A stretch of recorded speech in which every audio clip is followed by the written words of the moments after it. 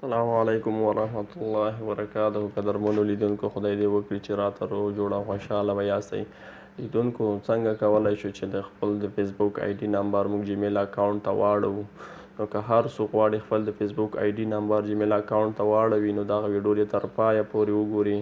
ویډیو شروع کوم ملګرو. د ویډیو شروع کېدو نه مخکې تاسو څخه زه هیله کوم چې د ټیکنیکل محمدي چینل د سره سبسکرایب کړئ او په خوا کې ورسره د ګنټۍ نشان هم ووهئ، تر څو راتلونکې ویډیوګانې زموږ په وخت تاسو در ورسیږي. نو ملګرو، تاسو به راسئ فیسبوک ته.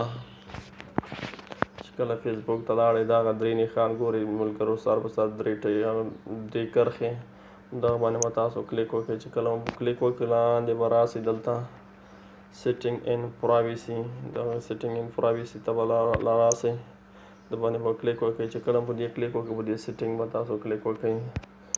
دې سیټینګ مو چې کلیک وکړه، بیا به ملګرو تاسو راسئ، داسې آپشن به درته راواوړي پرسونل انفارمیشن. تاسو به د پرسونل انفارمیشن باندې کلیک وکړئ. چې کله مو کلیک وکړئ، دغه ګورئ ملګرو، ایمیل ادرس، دغه موږ خپل ایمیل ورکوو، دغه نمبر تغییرو، دلته ایمیل موږ خپل ورکوو. کله مو چې په ایمیل باندې کلیک وکړ، نو تاسو دغه ګورئ ایډ ایمیل ادرس، یو لاندې ایډ فون نمبر، د پاس ایډ ایمیل ادرس دی ملګرو. تاسو په دې ایډ ایمیل ادرس باندې کلیک وکړئ. چې کله مو ایډ ایمیل ادرس باندې کلیک وکړ، دا د پاس به خپل ایمیل ور اچوئ، لاندې باندې د فیسبوک پاسورډ مو ور اچوئ. پاس ایمیل لاندې د فیسبوک پاسورډ چې کله ور اچوو، نو تاسو ته به ملګرو دغسې آپشن راواړي، چون ما مخکې ور اچولی دی یو دفعه ایمیل ادرس. نو دغه ما ایمیل دی محمدي 162. نو زه غواړم چې دا کنفرم کړم، تاسو ته به دغسې صفحه راواوړي. تاسو دلته په کنفرم ایمیل ادرس باندې دلته کلیک وکړئ.